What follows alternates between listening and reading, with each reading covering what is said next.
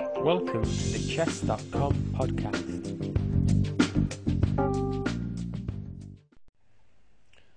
Hello again and welcome to another Chess.com podcast. We're going to stick with our theme of reckless openings you see in blitz games, just because I've seen so many recently. And today we're going to examine the Petrov defense, which starts e4, e5, knight f3, knight f6. Now, what should happen in this opening typically is that white takes on e5, black kicks the knight away, goes back to his original f3 square. The black knight takes on e4, and a typical continuation could be bishop e2, bishop e7, then the black knight gets kicked away, and we have this very even position in the opening.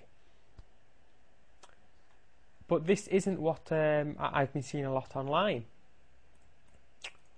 What I've been seeing from this position is black to come out with an immediate knight takes e4. Now this is a one pawn for white in this position, but online I've not seen white win the pawn very often. He's played very inaccurately. What white should do in this position is play queen to e2, attacking this black knight, and white has a couple of replies. Let's see what they are.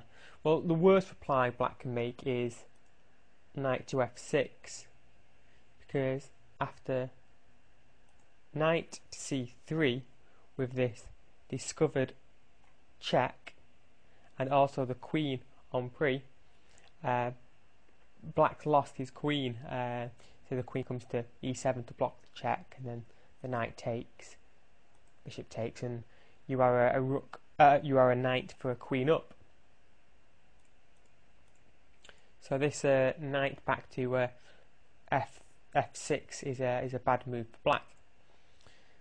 So black has two further options. The first one is to kick the white knight with d6. What white should do in this position is take on f7.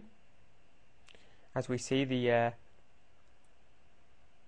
black knight is skewered, and black has no real option here other than to take the white knight when the queen takes e4, and has gained a pawn, and also disadvantaged black because he can't castle. Going back and looking at that again, if we see that the queen, which is currently under attack here, were to say move to e6 to block the skewer and get out of being on pre, then the knight can simply take on h8, and white is a rook and a pawn up already in this opening. So let's see what black's next option is, which is queen to e7.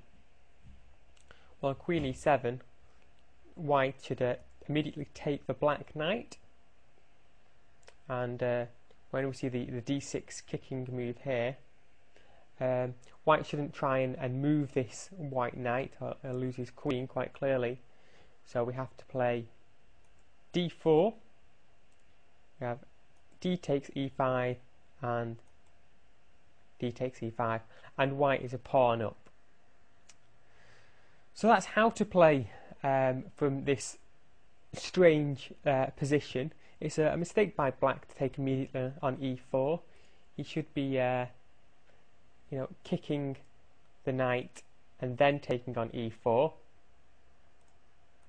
Otherwise, white should win a pawn. I hope to see white win pawns from this position, and I hope black to stop getting himself in this position.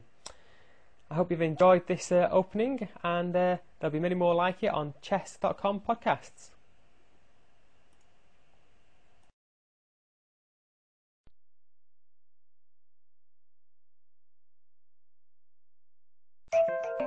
Thank you for watching the Chess.com podcast.